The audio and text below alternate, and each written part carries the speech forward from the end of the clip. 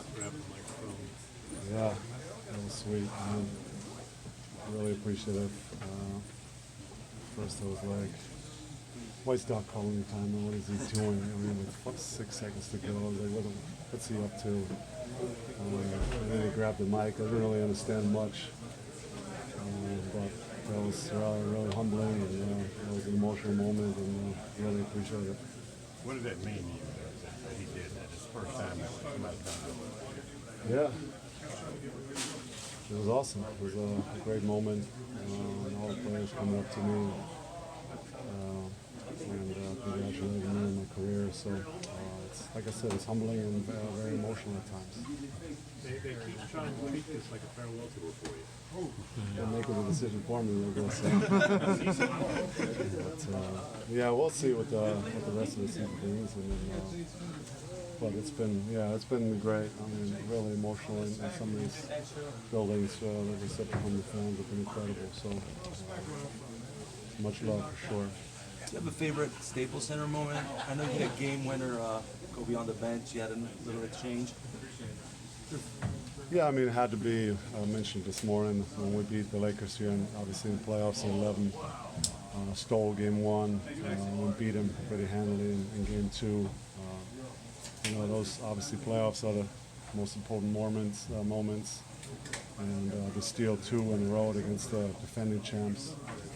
I'll never forget those two games, obviously. Dirk, when it's all said and done, like, how do you want to be remembered? I don't know. The guy, obviously could shoot a bit. I always try to be there for his team, for his franchise. Wanted to win, wanted to compete, wanted to play with his teammates. I don't know, just enjoy competing, enjoy playing the sport that I love. Dirk, did you expect? Obviously, you haven't made the call on this, but as this has gone on, I mean, could you possibly expect to have had this type of reaction just from fans on the road? Could you even fathom something like this happening?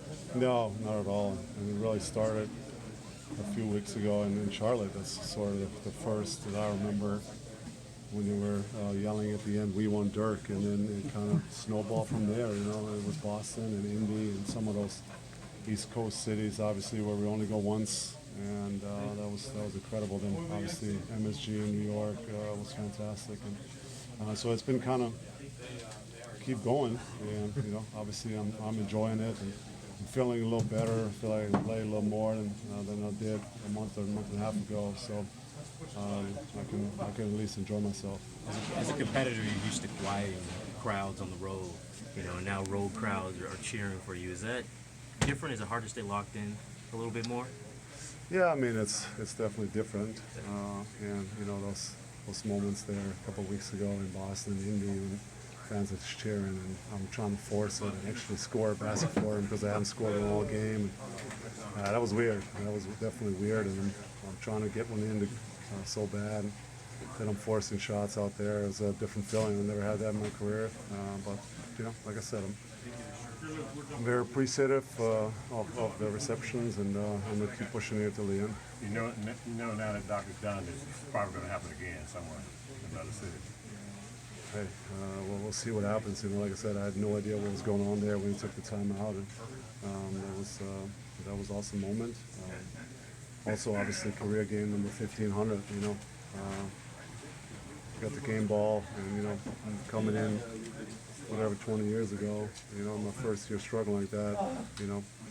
Would have never thought I'm getting to 1500 NBA games. So it's been emotional. It's been a great roller coaster career, a lot of ups and downs, but always try to be there for my team and for my city. I want to ask you about tonight's game. You got game 1500. You guys were there. You could have won, but then it just what happened? Yeah, we cut it to I think 2 there, and Lou we switched there. Lou had it backed up and made a tough 3 there, actually a deep 3, pushed it back up to 5. Then we couldn't score on the other side.